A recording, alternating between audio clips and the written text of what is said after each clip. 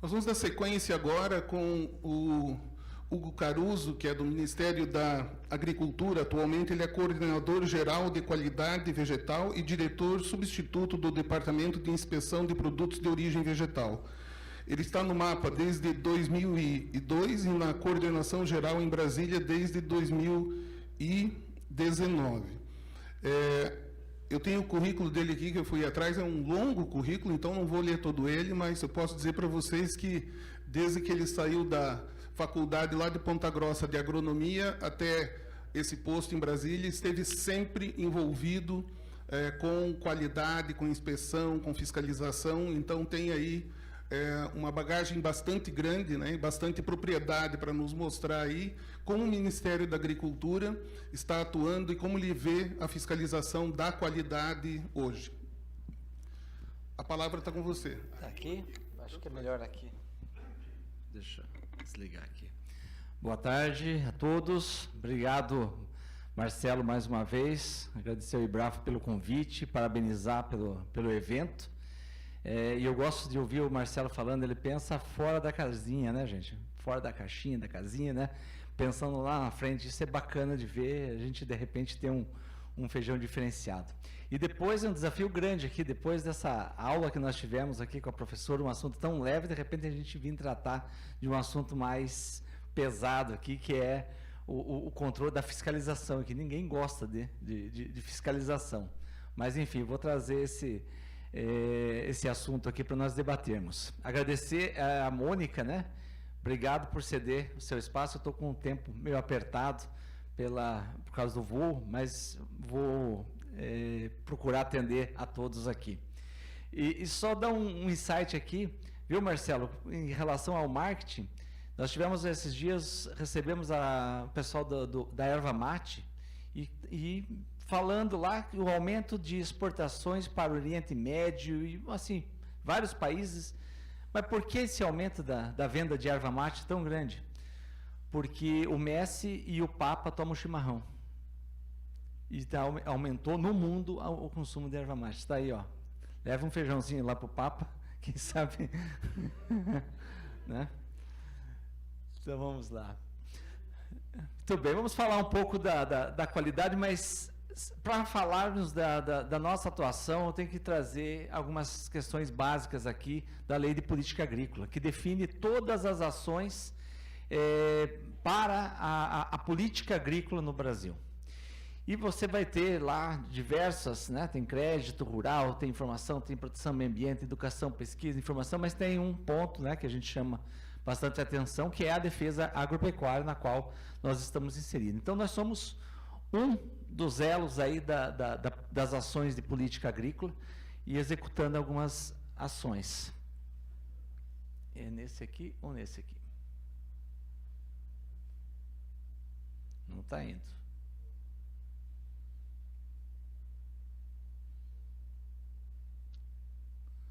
Aqui, vamos lá. Então, resumidamente, o Ministério conta com uma série de secretarias, agora são 8 secretarias, mais um serviço, né, para executar todas aquelas ações que eu mostrei no slide anterior. Então, todas as secretarias, de alguma forma, estarão linkadas com alguma daquelas ações. E aí existe uma secretaria específica para tratar dos temas de defesa agropecuária, na qual nós fazemos parte. E dentre os objetivos da defesa agropecuária, né, eu destaco aqui para vocês que está a identidade e a segurança higiênico-sanitária e tecnológica dos produtos de origem vegetal, aliás, de todos os produtos da agropecuária, especificamente conosco os de origem vegetal. Eu vou ter que passar aqui. E nós temos o mapa estratégico do Ministério da Agricultura, que é feito de tempos em tempos, né? Esse mapa estratégico agora é o de 2020 até 2027, em que nós temos todas as ações de defesa agropecuária estabelecidas ali. E eu destaco para vocês que está lá, né, uma das ações, isso aqui está me judiando hoje, né? Está indo. Então, beleza, é só eu ter paciência, né? Então, tá bom, né? Então, três objetivos, vamos falar, principais, né, da nossa atuação, tá? É assegurar para o consumidor um produto de qualidade e seguro para o consumo. Então, esse é um ponto principal que nós temos. Mas, ao mesmo tempo, nós temos que dar ao setor as condições para que se desenvolva, tenha um mercado competitivo e conquiste tanto o mercado interno como o mercado externo, e isso tudo para conseguirmos impulsionar o desenvolvimento econômico do país. Então, ao mesmo tempo que nós estamos protegendo o consumidor, nós temos que estimular a indústria, o comércio, etc. E para fazermos isso, temos várias ferramentas. Mas aqui na qualidade vegetal, né, na qual eu sou coordenador, nós temos a Lei 9972, que trata da classificação de produtos de origem vegetal. E essa lei foi estabelecida lá em 2000, já havia, na verdade, são edições de leis que acontecem já há bastante tempo, desde a década de 70, e basicamente nós tratamos de classificar o produto, né? Dizer se é o grupo 1, grupo 2, grupo 3, o tipo 1, tipo 2, e etc. Né? E beleza, isso aí é muito importante, certo? Para o mercado, porque isso é a valorização do produto, a valorização do produtor, né? Do produto que vem lá do campo, etc. Tem uma importância enorme em relação à classificação do produto. Então, nós fazemos a fiscalização da classificação vegetal para os produtos padronizados. Né? O feijão é um produto padronizado, o café, que o professor já comentou agora há pouco, ele, por incrível que pareça, ele só tinha a classificação do café grão cru, e o café torrado e moído não tinha até agora um padrão de classificação. Nós conseguimos agora publicar uma portaria que entra em vigor em janeiro. Então, a partir de janeiro, o café torrado e moído vai passar a ser fiscalizado por nós, o café que está chegando na mesa do consumidor. E, anualmente, nós fazemos uma programação de coleta de amostras para verificar se atende ou não a questão da classificação. Esse aqui é um painel nosso que a gente usa para o nosso controle, só para exemplificar que até agora nós estamos com 85% de conformidade nos produtos. Isso para a classificação vegetal. Então, os principais produtos ali que têm dado problema na classificação, né? Está ali o azeite de oliva. Não significa que 72% apenas 72% do que está no mercado está conforme, porque realmente a gente dá uma direcionada em cima de produtos irregulares. Não precisa coletar tudo e a gente acaba concentrando em produtos que realmente dão um problema. E o feijão já vem em segundo lugar ali, em inconformidade, uma inconformidade até relativamente alta, né? Do feijão, por conta da classificação vegetal. Tá? Ou seja, isso aqui são produtos que estão marcados como tipo 1, e, na verdade, era no tipo 2, tipo 3, o mesmo desclassificado na embalagem, né? Estava com essa marcação e, na verdade, não era. O que nós temos feito? Né? Temos procurado fazer ações de fiscalização onde nós temos uma inteligência para dizer, não, ali a gente vai encontrar problema. Por isso que acaba dando o índice de inconformidade mais alto, porque a gente tem procurado ir onde tem o problema. Nossa equipe é pequena pelo Brasil, então nós temos que otimizar ao máximo a nossa equipe. Então, essa aqui é uma ação, agora saiu dias atrás, repercutiu bastante, uma ação que nós fizemos no Rio de Janeiro, porque nós estávamos com a informação de que tudo que é produto ruim mandava para o Rio de Janeiro, porque lá o nosso quadro de fiscalização é muito pequeno e ninguém estava fiscalizando. Então, fomos lá, uma equipe de diversos estados, e comprovamos realmente isso. Então, várias marcas foram autuadas lá pelo ato de estarem com o produto inconforme. Mas aí a gente entra na questão. Essa classificação, ela não te dá informação com relação à segurança do alimento, né? Porque eu estou olhando apenas aspectos físicos, e aí eu não tenho essa condição de dizer se aquele produto está seguro ou não para o consumo. Por isso, nós temos, dentro da nossa programação, o Plano Nacional de Controle de Resíduos e Contaminantes, que visa identificar resíduos de agrotóxicos ou micotoxinas, metais pesados, né, alguns micro-organismos, como o caso da salmonela, e até mesmo outras substâncias que vão surgindo ao longo do tempo, que são identificadas em alguns produtos. Por exemplo, aqui a morfolina, dietolanamina, que são substâncias adicionadas em ceras de frutas, para melhorar o brilho, etc. Então, em determinado momento foi identificado isso e a gente incorpora essas questões, esses produtos na nossa fiscalização. E, graças a Deus, esses produtos, por último aqui, já foram banidos e a gente não encontra mais. Muito bem. Vamos lá. Aqui. Então, nós temos aqui um gráfico que mostra, até 2018, como que estava os nossos índices de conformidade do PNCRC. Nós estamos ali com 92% do período, né, 92% de conformidade e apenas 8% de inconformidade por produtos sem registro, produtos, amostras que deram acima do limite permitido. Muito bem, parece que estava tudo muito tranquilo, mas aí, não sei se os senhores sabem, mas nós somos, da mesma forma que as empresas são auditadas pelo Ministério da Agricultura, o Ministério da Agricultura é auditado pela CGU, pelo TCU e ainda tem o Ministério Público que toda hora, sempre que sai alguma notícia na mídia, né, de alguma irregularidade, já está algum procurador federal pedindo explicações, né?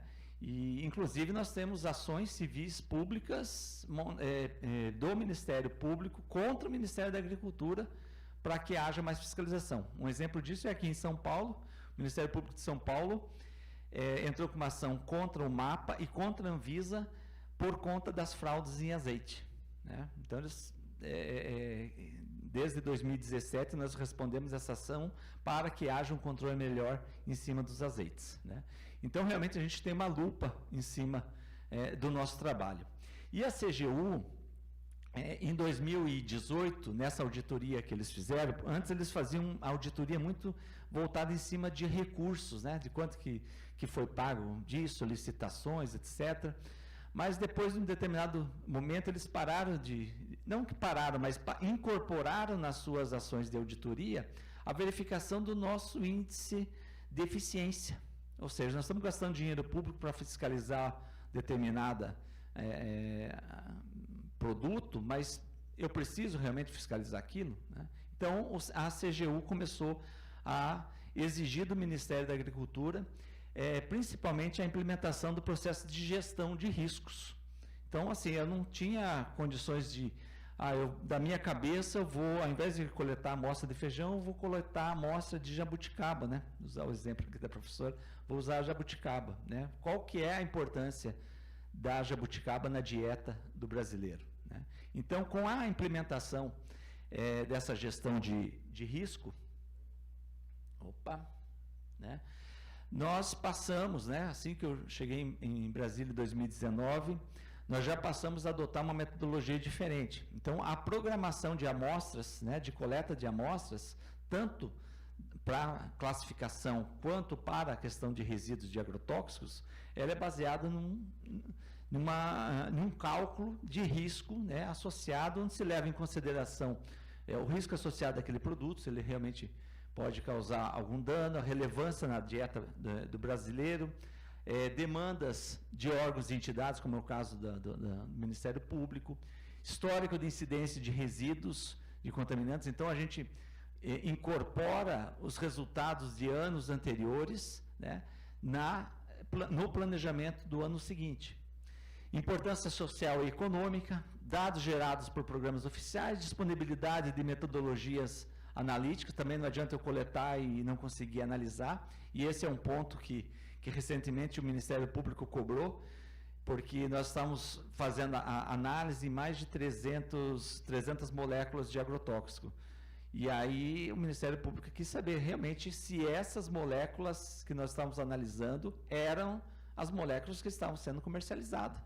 E de repente a gente estava existe 500 moléculas aí no mercado e a gente analisando apenas 300 e dessas 300, 200 já não usam mais. Então, pouco efetivo, né?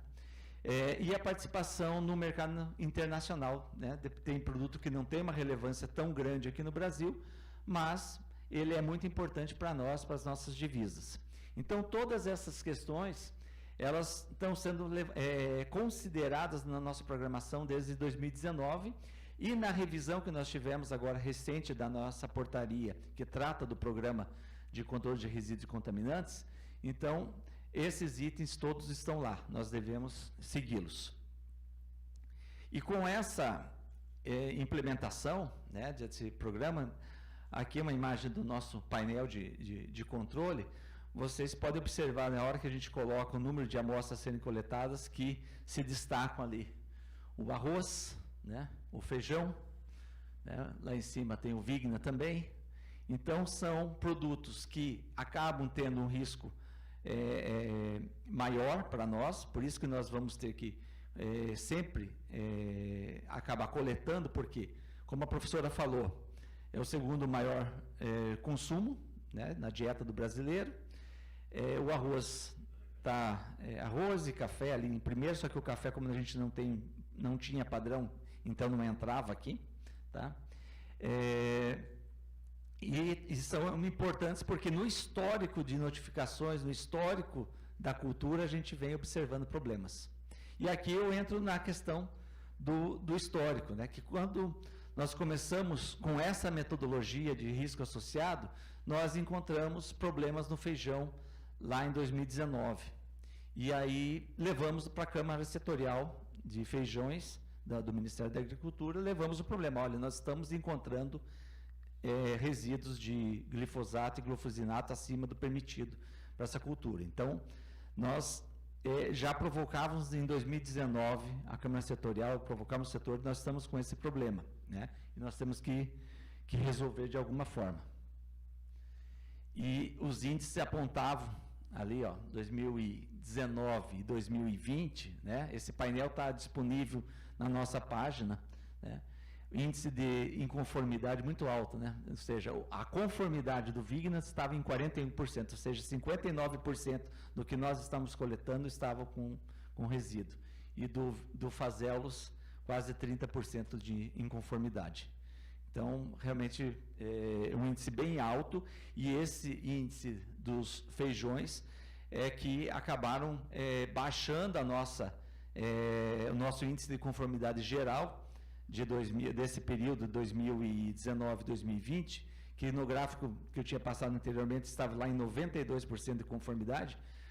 Nesse ano, né, por conta das amostras de feijão, baixou para 89%, né, do cômputo geral.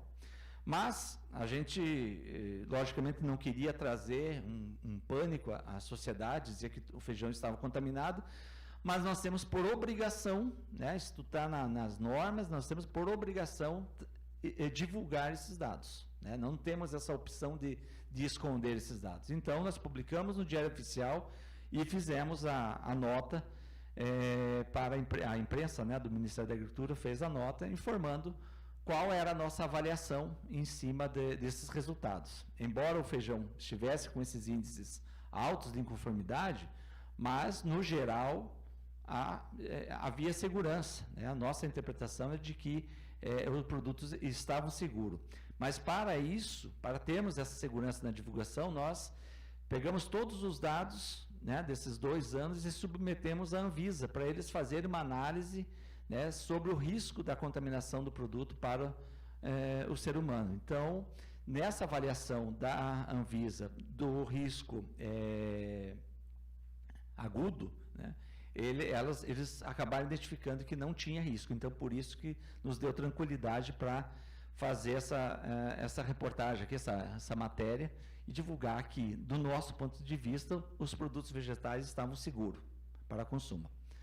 Logicamente que isso causou, né, um impacto, não de imediato, né, mas nós temos até agora, isso foi divulgado, tinha sido divulgado em dezembro do ano passado, mas até agora sempre tem alguém questionando, né?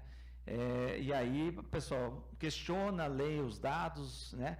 Esmiuçam lá os dados do Diário Oficial, e aí saem notícias como essa, né? Que o feijão está contaminado, está com excesso, né? É aquele marketing negativo que acaba atrapalhando até depois as nossas exportações, como foi citado aqui o exemplo lá que a professora comentou, né? Do trabalho escravo. Às vezes é um mínimo possível, né? Que ocorre, mas existe sempre, né? Aquela ansiedade de querer divulgar, de vender notícia, principalmente que derrame sangue, então acaba tendo essa situação e isso acaba, logicamente, sendo observado lá fora, né? Então não tem como a gente evitar também, tá? Por outro lado, isso é sempre bom porque tem um lado bom, né? Porque acabam confrontando e a gente tem que dar uma solução para o problema. E tem ali até um ofício, porque assim que a gente divulga um resultado, de repente já vem procuradores, né, querendo saber, querendo detalhes a respeito daquela informação que foi divulgada. Então, assim que a gente publicou, logo em seguida, né, isso aqui foi em 16 de dezembro do ano passado, já veio uma demanda do Ministério Público questionando todos os dados que nós publicamos. Então, aqueles que pensam assim que a gente apenas fiscaliza e divulga e está de boa, não é bem assim, né? A gente tem todo o trabalho de coleta, se for o caso de autuação, de responder muitas vezes na justiça e ainda responder por que nós fizemos ou deixamos de fazer. Então, não é tão simples assim como parece. Aqui. Vamos lá. Será que é a bateria? Mas, enfim, voltando aqui à questão, né, nós temos que assegurar, então, a conformidade do produto no mercado interno e, ao mesmo tempo, temos que visar o mercado externo. Temos que dar essas condições para as empresas poderem exportar. E aí, o que nós temos observado nesses últimos anos é um aumento crescente das exigências internacionais com relação à qualidade e à segurança dos produtos. Então, toda hora a gente recebe um comunicado de algum país informando sobre os novos procedimentos para a entrada do produto brasileiro naquele país.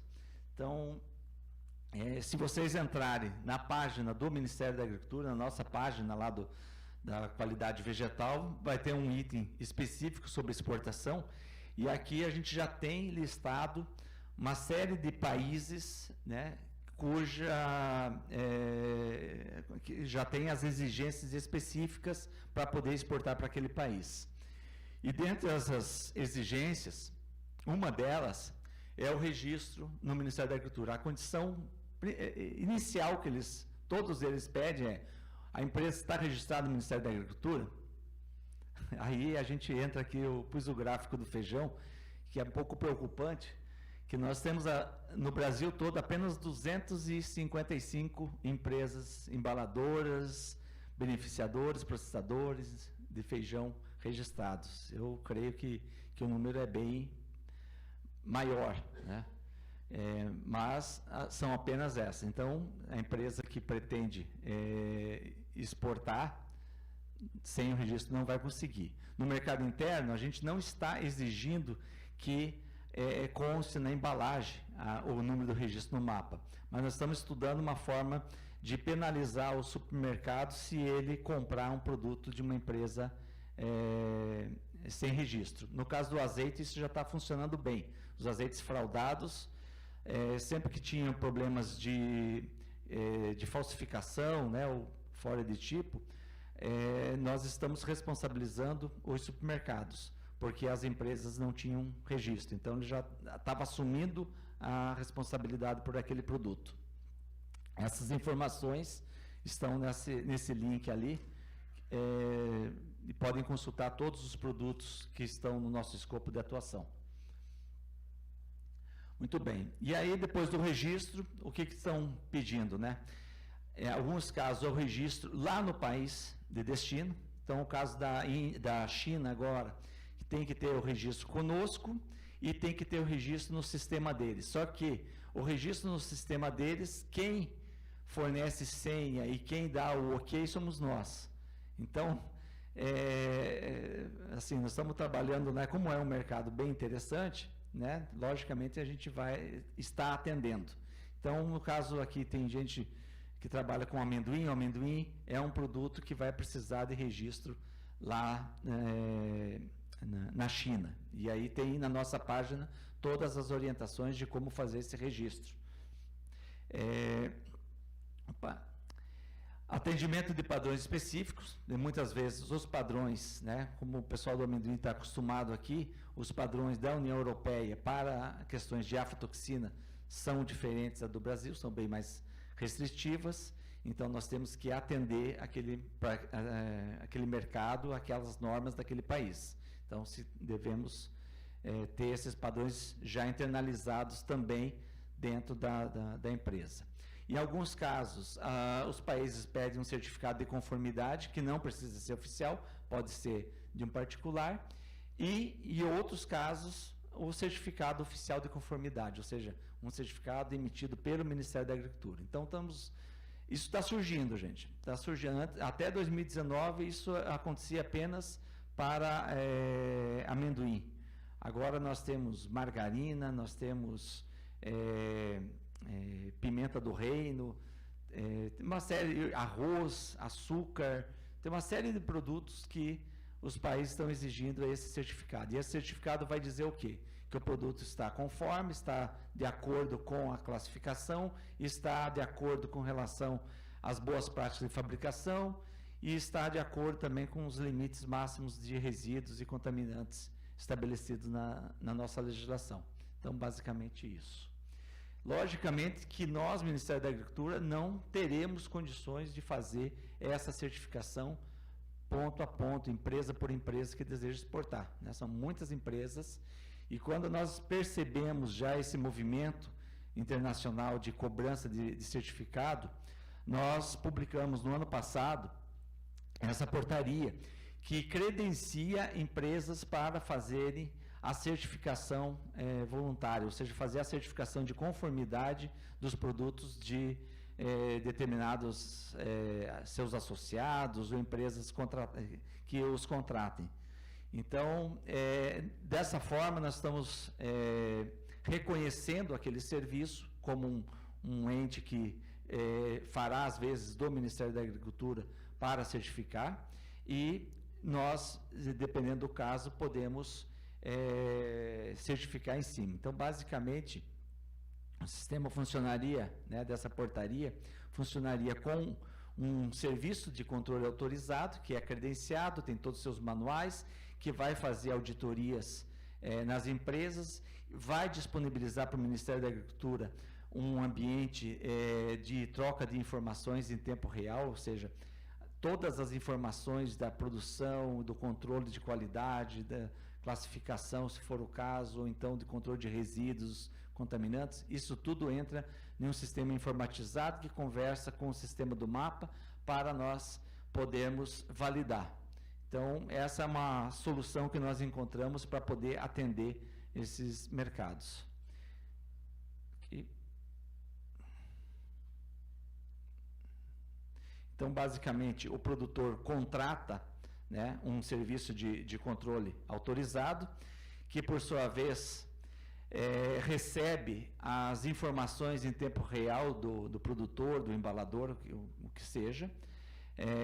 Haverá essa troca de informações em tempo real e vão passar para o Ministério da Agricultura aquelas informações que nós julgarmos, né, mais importantes para podermos fazer a validação.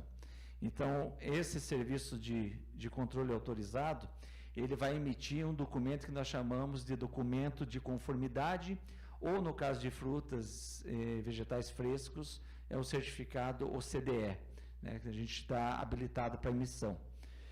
E com base nesse documento, nós vamos emitir o certificado oficial de qualidade para os produtos que forem necessários. Então, havendo necessidade do certificado oficial, como a troca de informações será constante, então nós, num clique, podemos emitir esse certificado sem ter a necessidade de conferência de carga a carga. Então, é uma forma que nós encontramos para agilizar o sistema. Estamos iniciando esse processo com o algodão, em que a Associação Brasileira dos Produtores de Algodão se credenciaram conosco como esse serviço de controle autorizado. Ela faz as auditorias e o controle de todos os produtores, faz as análises, né, e encaminha para nós o resultado das análises efetuadas. E nós vamos certificar o algodão, porque não é que é uma exigência, mas é um diferencial de mercado para a valorização do produto lá fora. Então, basicamente, sei que foi meio corrido aí, mas essas eram as palavras que eu tinha. Eu acho que fico aqui à disposição para o debate.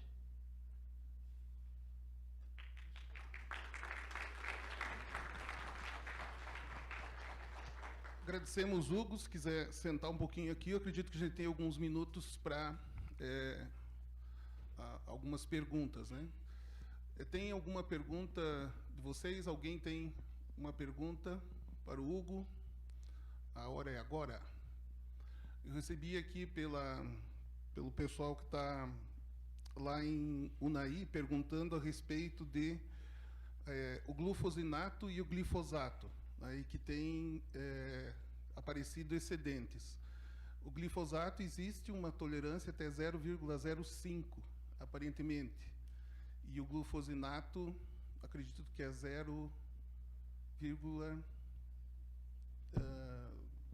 ou alguma coisa assim. Ele está perguntando se tem havido, por parte dos laboratórios, confusão entre o glufosinato e o glifosato, e se o glufosinato não pode degradar e se transformar em glifosato. Não.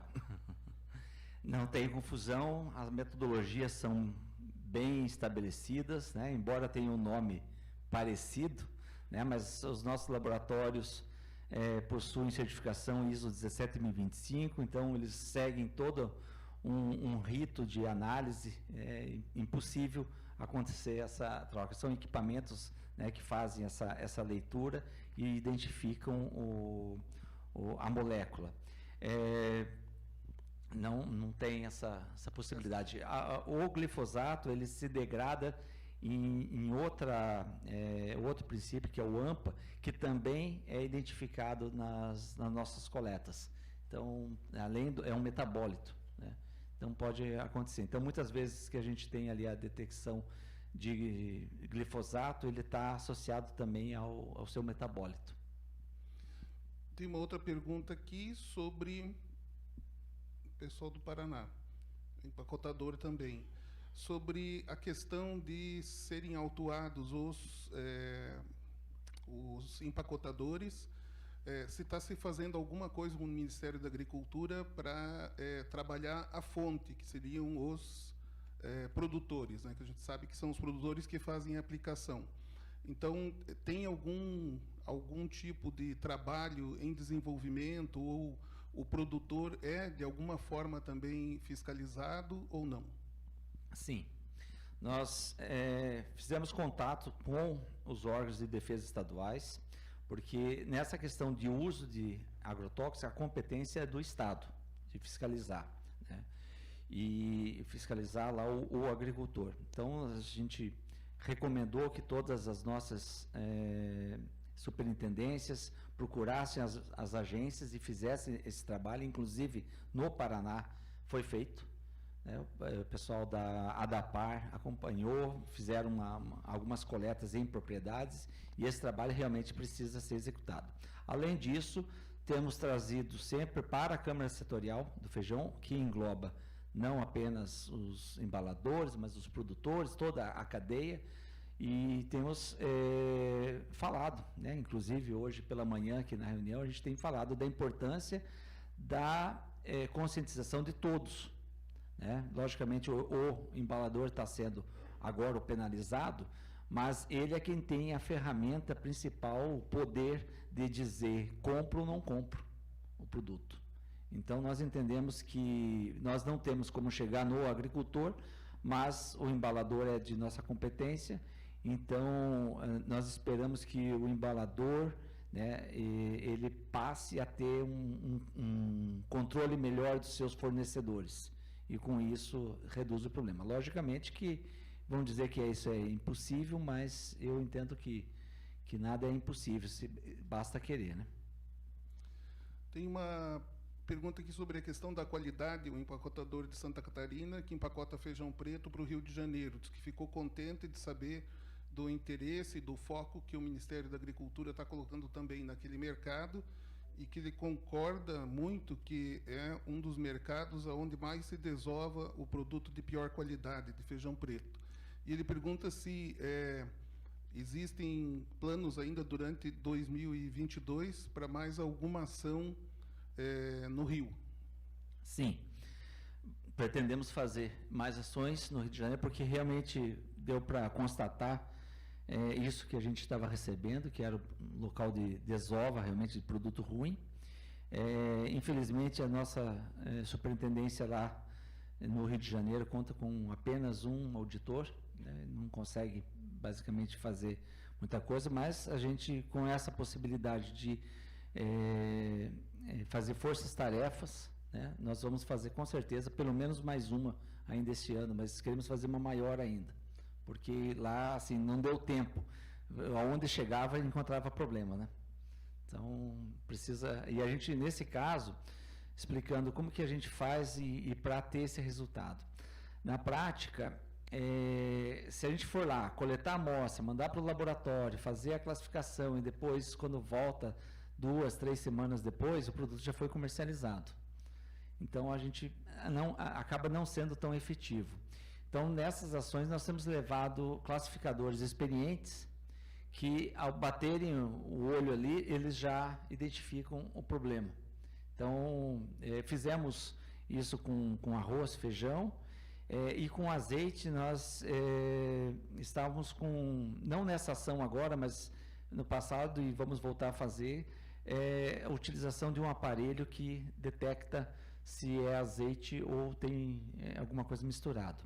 No amendoim fizemos também, agora recentemente, com o uso de testes para aflatoxina, e também mostrou bem eficiente, né? Utilizamos os testes e já deu indicação de que estavam com um teor mais alto de aflatoxina, e com isso a gente consegue suspender a comercialização ou utilização daquele produto. Então pretendemos fazer isso em mais ações ainda esse ano.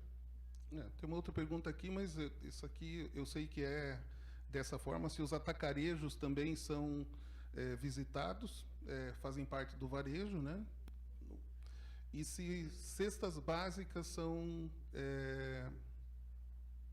na verdade, 2 perguntas. Se cestas básicas são também fiscalizadas, e se há algum lugar no mapa que pode se fazer denúncias. Sim, isso é muito bom. Bom, atacarejo faz parte, né? Supermercado, atacarejo, até a gente às vezes concentra mais em atacarejo por ter um volume maior estocado, e a gente consegue retirar do mercado aquele produto irregular. No caso de licitações, esse é um problema sério, né? Ocorrem muitas licitações pelo Brasil afora.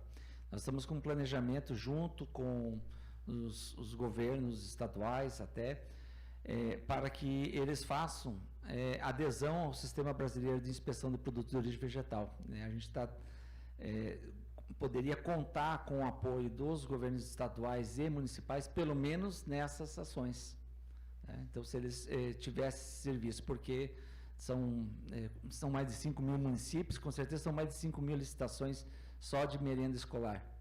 Então, a gente deveria contar realmente com o apoio dos governos estaduais e municipais para fazer esse tipo de fiscalização. Nas grandes licitações, né, como alguns órgãos federais, nós estamos com um planejamento para esse ano fazermos a ação. Mas o que acontece? Na licitação, o produto está regular.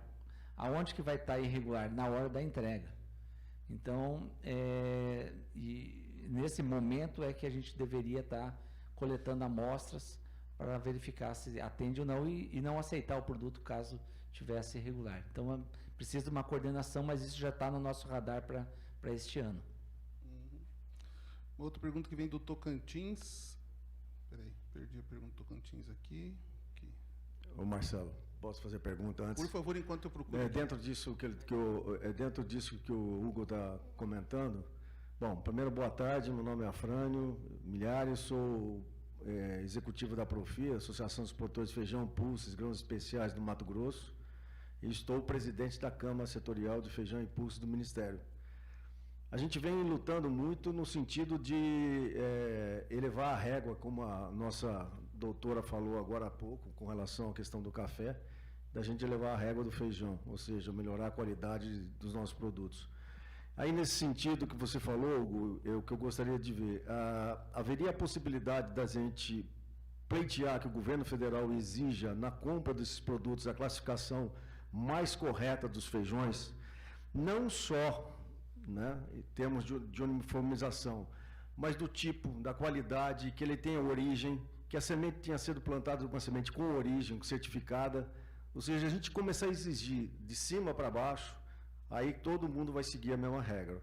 Ou seja, a Conab começar a dar exemplo, o governo federal começar a dar exemplo, exigir também que os municípios façam isso. Por que nós estamos levando hoje para a merenda escolar das nossas escolas do interior do Brasil inteiro? É o pior feijão que a gente possa encontrar. Jamais uma criança vai comer um feijão dessa qualidade, quando ela ficar adulta, ela vai querer comer esse feijão.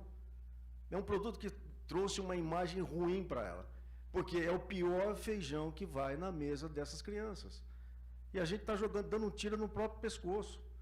Então, se a gente começar de cima para baixo, o governo federal exigir qualidade do feijão, tipo, a gente vai no supermercado, tem tipo, qual o tipo que a gente encontra no supermercado? Só feijão tipo 1. E cadê o tipo 2 e tipo 3? Por que não tem isso? E aonde estão esses feijões? Cara, então, se a gente começar a exigir que o próprio governo também comece a colocar na sua compra o melhor tipo de feijão, isso vai estourar lá na ponta. Não vai ter que precisar tanta fiscalização. Porque se ele falar, eu não compro produto com glifosato, o que o cara vai fazer? Vai ter que comer aquele feijão que ele fez isso. Então, se a gente tiver essa oportunidade de começar a exigir, e aí em todos, né, federal, estadual e municipal, eu acho que a gente começa a atingir mais rapidamente esses objetivos, além do que chegar no que essa mulher do café gourmet nos falou. Nós vamos ter feijão gourmet de todos os tipos. Perfeito, eu concordo, Afrânio. Concordo contigo e eu acho que você, como presidente da Câmara Setorial, pode nos ajudar bastante para conseguirmos isso, né? O governo faz muitas licitações, é exigido, isso a compra do poder público é uma das questões que está estabelecida na lei, o produto tem que ser classificado para poder ser comercializado para o governo. Inclusive, nós temos vários pedidos para que seja dispensada a classificação das licitações da compra do poder público. Tem toda aquela questão de agricultura familiar, de ser pequeno, não precisa, né? Mas nós entendemos que a classificação ela é importante sim. O problema hoje é a fiscalização do recebimento desse produto, porque ela é exigida. Então a gente precisa realmente trazer os estados e municípios para junto do nosso trabalho aqui e conseguirmos com que eles também executem a fiscalização.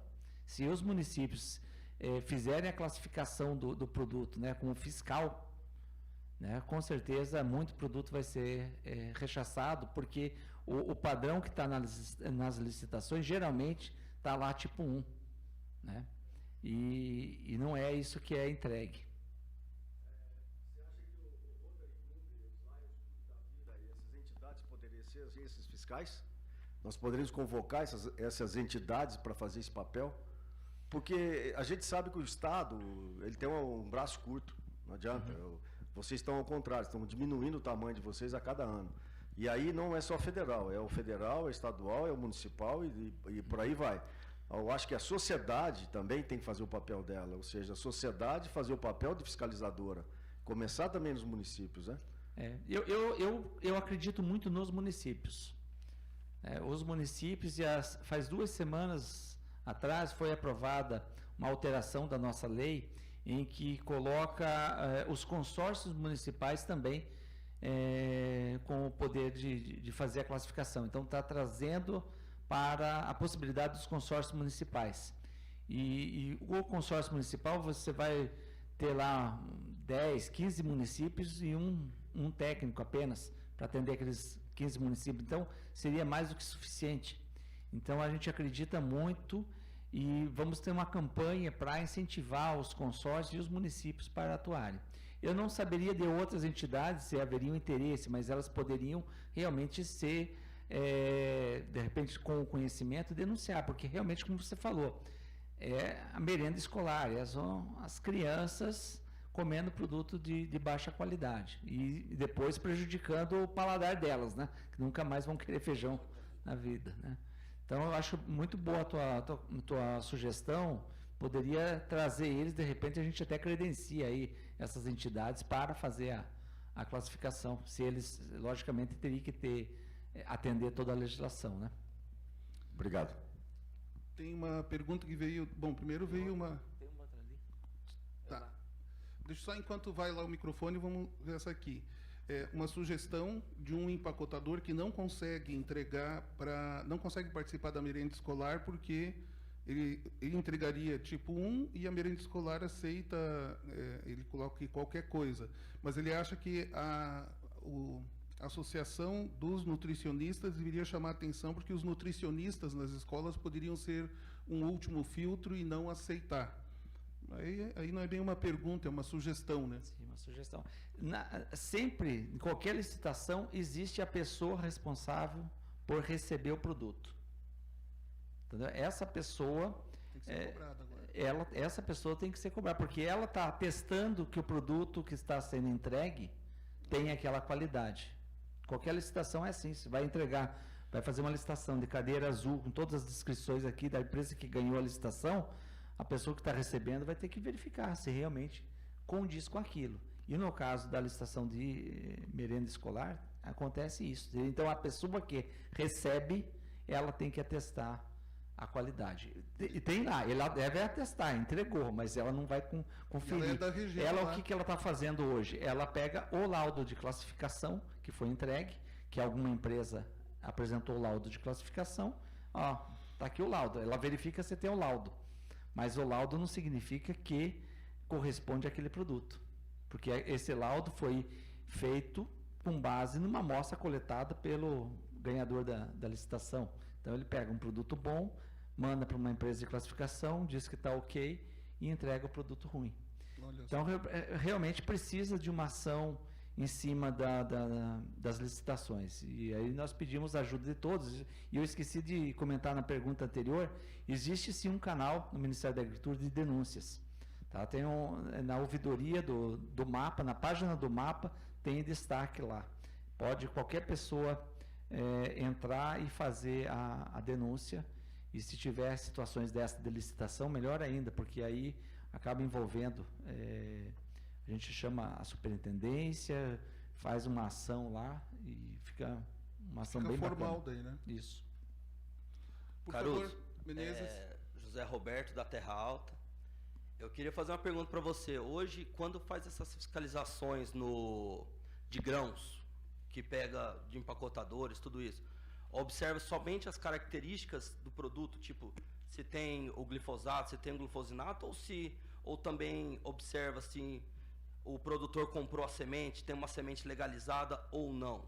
Porque eu acho que se o pessoal começar a fiscalizar isso também nos empacotadores, no pessoal, comprou semente ou não comprou semente, uma rastreabilidade no feijão poderia melhorar, né? Não, a nossa equipe só verifica de acordo com a lei 9972, verifica a qualidade extrínseca do feijão, se é a classificação, ou quando se coleta a amostra para análise de resíduo. Essa questão de verificar, eu não sei a responsabilidade legal do embalador com relação a origem da semente, né? Mas seria uma boa questão para se colocar na legislação, né? E de repente até obrigar que o produto venha de uma área regular, ou seja, que plantou semente regular. Isso aí pode ser uma boa sugestão para melhorar o setor. Vocês viram na apresentação da professora, que me chamou a atenção também, a questão dos fornecedores, né? Ela colocou ali que o café, você vai entregar um café, por exemplo, lá para a ilha, não é qualquer agricultor que consegue vender para a ilha. Você tem atender uma série de questões, né? E, de repente, os embaladores poderiam começar a cobrar, pelo menos, que aquele feijão veio de uma área legal, ou seja, foi utilizado semente legal. Caruso, só para ajudar aqui também e fazer uma questão. Na questão da rastreabilidade, de repente o setor produtivo, o setor privado, a cadeia produtiva como um todo, poder criar a ideia do programa de autocontrole da cadeia, um autocontrole privado. Se você entende que a cadeia fazendo esse programa de autocontrole privado não ajudaria também o Ministério na questão da fiscalização, porque, por exemplo, o algodão já faz um autocontrole e outras cadeias já têm esses protocolos de autocontrole privado, né? O arroz está trabalhando nesse programa de autocontrole, inclusive tem PLs no próprio Congresso para viabilizar ainda mais essa questão do autocontrole. Obrigado, Leandro. Vocês vejam que aquela portaria que eu mostrei por último ali do ano passado, a portaria 375, ela nada mais é do que o autocontrole. A gente antecipou a lei, antecipamos a lei que está lá no Congresso, foi aprovada 3 dias atrás, foi aprovado, né, no Senado, agora retorna para a Câmara a lei do autocontrole, mas a nossa portaria, ela já vislumbra uma ação prevista lá na lei. Embora não esteja na lei, mas a gente deu um jeito ali de colocar o princípio, ou seja, a gente transfere para o produtor, né, toda a responsabilidade de controles, né, do seu processo produtivo, e ele tem que garantir isso. Garantindo isso, vai receber um ok do Ministério da Agricultura, e a gente deixa de ter os olhos da fiscalização, a concentração da fiscalização em cima daquele setor, porque ele está sendo autocontrolado, ele está demonstrando para o Ministério da Agricultura, através de informações em sistemas, mostrando que ele está tendo o seu controle, sem a necessidade de a gente estar fiscalizando. Eu uso muito o exemplo aqui, que eu gosto muito do exemplo da cadeia do amendoim aqui de São Paulo, né? Está aí alguns representantes, está o Viseu. Eu sou fã da cadeia porque não precisou de uma norma para dizer o que tinha que fazer. Não precisou o Ministério da Agricultura estabelecer uma portaria e dizer você vai fazer isso, isso, isso e isso. Não. O próprio setor se reuniu, entenderam que se eles não se unissem, eles não iriam manter as exportações. Então, eles criaram regras para eles mesmos e pediram para o Ministério da Agricultura controlar. Então, assim, foi algo fantástico. E isso trouxe o que para o setor? Trouxe um crescimento enorme. Nesses últimos 10 anos, nós diminuímos o número de notificações internacionais, que nós estávamos quase perdendo no mercado europeu, diminuímos para 2, de 30 e poucas notificações que nós tínhamos no passado, para 2 nesses últimos 12 meses, e o setor, acho que quadruplicou o volume exportado para a União Europeia. Então, assim, o setor cresceu sem a necessidade do Ministério da Agricultura implementar multas, normas específicas. Então, é o autocontrole funcionando. De repente, o protocolo de produção integrada que o Ministério tem também possa ser implementado na cadeia do feijão e melhorar essa rastreabilidade, não? Sim. Eu sempre falo, pessoal, da produção integrada, que essa portaria 375, ela é um complemento, né? Não vou dizer um complemento, mas assim, um dos requisitos Para quem tem a produção integrada já implementada, ela consegue atender facilmente a portaria 375 e já passar a ter uma certificação em cima da produção. Então, mas assim, precisa ter as boas práticas agrícolas implementadas, boas práticas de fabricação, no caso dos embaladores, toda a cadeia funcionando. Que o protocolo de produção integrada já tem, né? Bom, Tem mais uma pergunta lá? André.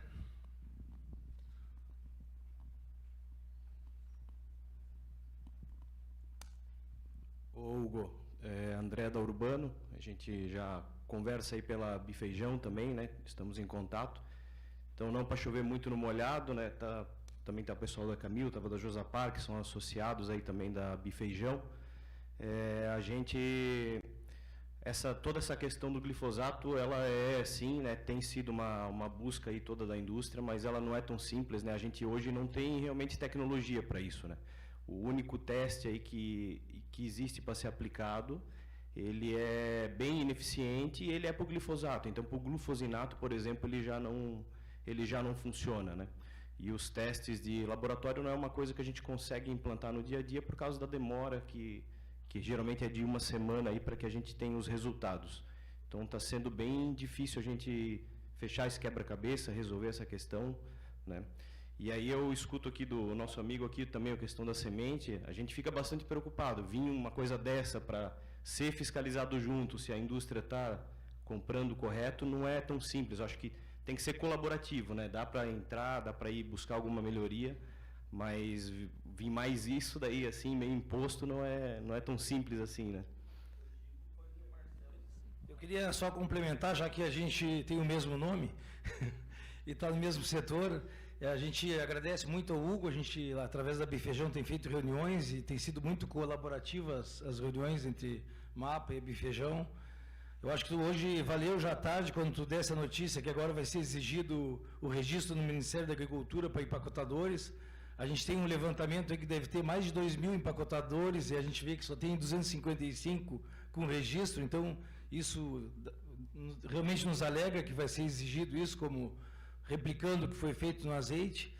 E eu queria citar dentro dessa questão do aparelho lá da Eurofins, que todos nós usamos numa boa vontade de querer mitigar esse risco para o consumidor, lembrando que feijão é um beneficiamento, não é uma indústria, então a gente não tem o poder de transformar o produto.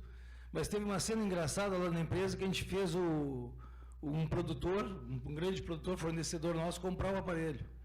Ele comprou, ele manda o feijão com resultado. Chegou na empresa, o resultado, olha, tem glifosato. Ele, não, mas está aqui meu resultado. Atrás tem o aparelho para cá. Então, no nosso resultado tinha dado, no dele não tinha dado. Aí a gente foi fazer o resultado junto, no dele deu e no nosso não deu. Aí fomos fazer a terceira contraprova, a quarta contraprova, e assim, o resultado é tipo moeda, é cara ou coroa, não tem nenhuma precisão. Então, assim, a gente gostaria, se fosse possível, de ter uma pausa nisso, até tem uma tecnologia que deveria ser desenvolvida entre produtores, junto com o Ministério da Agricultura e mais indústria ou empacotamentos, para que fosse desenvolvida uma tecnologia para mitigar esse risco. Outra coisa que eu acho bastante estranha, assim, a fiscalização estadual, mas a multa é recolhida no federal. E essa multa não vamos dizer, revertida em prol de conscientização do produtor ou meios das fiscalizações estaduais fazerem o programa. Então, me parece assim, Não são coisas diferentes.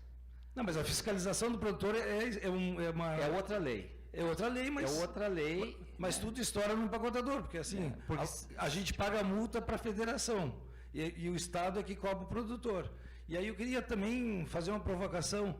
Onde estão os agrônomos desses produtores? Onde está o CREA desses agrônomos que deixa aplicar esse produto? Também, quando acontece isso, a gente descobriu o produtor, o CREA também não tinha que ser notificado? Também. A multa, da 9972, ela é para o ente federal, e no caso da fiscalização estadual, eles aplicam a outra legislação, que é a legislação de agrotóxicos, que daí a multa reverte para o órgão lá de fiscalização. Existe essa previsão tá? Mas assim, precisa, na verdade, haver essa atuação em cima de quem utilizou o produto. Eu concordo com vocês. Nesse caso específico do agricultor, eu não faria teste nenhum. Sabe por quê? Porque eu estou comprando direto do agricultor. E ele está garantindo para mim que não tem. É a confiança. É isso que eu entendo que tem que ter entre os produtores. Saber de quem está comprando, de quem é o seu fornecedor. Não haveria necessidade de teste. Então, esse exemplo que eu dei do amendoim, que funcionou bem aqui no estado de São Paulo, está aí. As indústrias não compravam amendoim de qualquer fornecedor. Eles tinham lá já o seu fornecedor de amendoim, a assistência técnica para fornecer os insumos, os cuidados, enfim, toda a cadeia. Enquanto a gente ficar dividindo embalador e produtor, nós não vamos conseguir resolver o problema. Nós vamos ter que juntar produtor, embalador, exportador, corretor, todos, né, numa mesma sala e encontrar uma solução. E hoje... na parte mais sensível do corpo humano, que é o bolso, né? Por enquanto está ardendo só no do empacotador. Mas... infelizmente, é o que nós temos aí, a situação, se o Ministério da Agricultura não tivesse atuado, né, conforme mostrei ali, com todas as cobranças dos órgãos de controle, possivelmente nós hoje estávamos apenas apresentando para vocês os resultados, né, novamente, está ruim, né, o ano que vem a gente ia apresentar de novo, está ruim, né, agora pelo menos temos um problema e temos que encontrar uma solução. Deixa eu dar uma contribuição aqui. Eu não sou do setor de feijão, eu sou do setor de algodão e vim a convite do Ivan aqui, né, para aprender um pouco com vocês aí. O algodão no Brasil e no mundo, ele já passou por toda essa problemática que a gente está vendo aí. Não sei se tem alguém aqui do algodão, quiser contribuir também, fica à vontade. Mas assim, a classificação do algodão, ele é visual através de um classificador, né, habilitado pelo MAPA, e também por HVI, que é o High Volume Instrument. Um equipamento de laboratório que ele dá toda a informação intrínseca do que está na pluma. E aí, assim, existe só para resumir, e aí eu gostei quando você falou aí, em outras palavras, o comprador e empacotador, ele tem que selecionar o fornecedor dele. E o algodão criou uma espécie de blacklist, vou falar aqui que é o blacklist de fato, global, que é onde tem aquele produtor que, por acaso, infringe qualquer situação, o comprador anota o nome dele lá e ninguém compra dele. Então, assim, para que a gente possa ter um avanço nisso aí, penso eu que vai estar no comprador fazendo a seleção de fato desses fornecedores e que tenha a nível, seja nacional ou global, enfim, uma lista que você possa consultar, desse eu posso comprar, desse eu não posso. E aí você vai limpando o mercado. É só essa... Não, então, no Brasil não pode, de fato, essa lista é global, né? É uma entidade que fica lá fora. No Brasil, infelizmente, a gente não quer criar isso, né? A gente deveria exigir isso dos nossos deputados, senadores, etc. É outro detalhe. Mas a gente deveria ter isso informalmente. Então, se eu sou uma indústria, comprador de feijão, e sei que aquele produtor tem problema, eu deveria não mais comprar dele. Eu não precisa ter uma lista pública, mas cada um fazendo o seu papel, você vai limpando esse mercado. Com essa mentalidade, o setor de algodão cresceu bastante. E hoje a gente vai ter a tranquilidade de certificar cada fardo de algodão sem precisar coletar amostra alguma. Então, essa maturidade do setor que o algodão tem nos ensinado, a gente tem aprendido muito com vocês, que a gente gostaria que fosse replicado para as outras cadeias. Então, nós lançamos agora recentemente várias portarias, e uma delas chamada Plano Monitor, que visa justamente incentivar as cadeias produtivas a ter um sistema como a do algodão tem hoje, né? Então, é interessante que tem a Abrapa, né, que, como citado aí, hoje cada fardo tem um chip que o chinês que comprou algodão lá fora, ele sabe aonde foi produzido, a fazenda, quem é o produtor. No feijão, eu penso que é mais complexo fazer isso, porque como é que você vai colocar o chip numa carreta de feijão que vai cair numa moega em algum lugar e que vai se misturar a outros? Acho que é mais complicado, não é tão simples assim.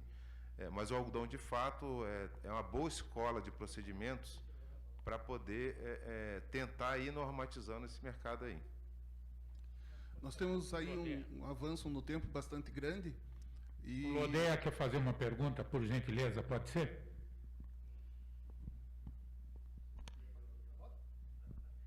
Não, nessa questão do feijão, eu acho que isso é prática tanto para um lado como para o outro. Como existem agricultores bons e ruins, tudo discutido isso aí, CREA, que tudo está comentando, é simples. Aonde vem o problema, chega na indústria, a indústria foi atuada. A indústria só fala quem foi atuado. Se ela consegue segregar e separar o joio do trigo, aponta. Pronto. Vai lá, pega um boi de piranha e começa. Na verdade, a lei existe. Tem que ser praticado a lei, não discutido a lei.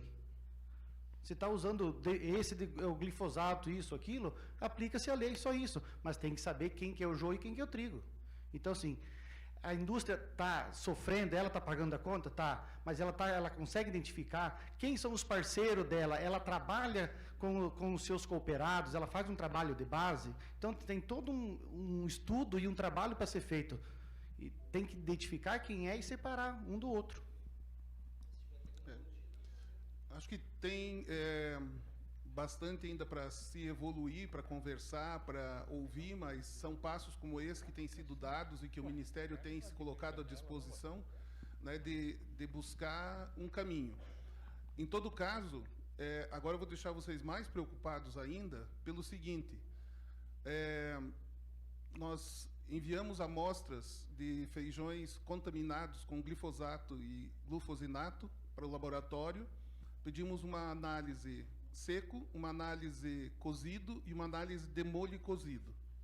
O de molho cozido zerou.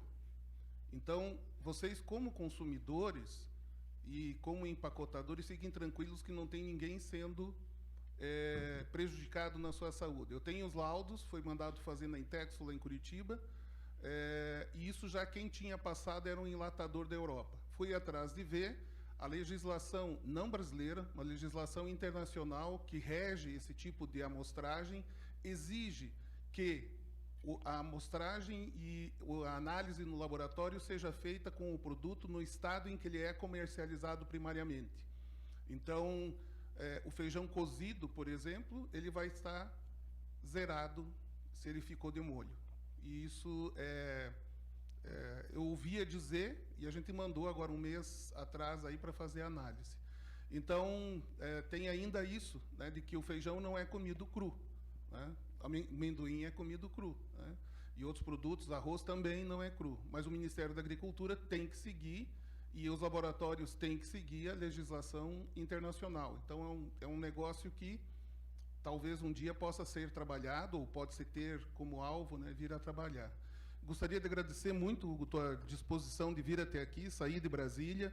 A gente sabe que a tua agenda lá é muito apertada, mas agradecer muito a disponibilidade que você tem tido, né, em várias reuniões, de esclarecer, de ouvir, de explicar novamente, e cooperar, mostrando o caminho aí que a gente precisa seguir para evoluir, e ter o feijão com maior segurança para os nossos consumidores. Ok? Muito obrigado. Obrigado, Marcelo, que eu agradeço a oportunidade. Nosso departamento, nossa coordenação está sempre à disposição, a gente não nega de discutir, debater. Às vezes a gente não se entende, mas a gente quer chegar num resultado comum para o bem da sociedade, para o bem do nosso produtor também. Então, nunca estará fechado as portas lá do nosso departamento, tá bom? Obrigado. Muito obrigado. Uma salva de palmas, então. Eu agradeço a disponibilidade e a boa vontade da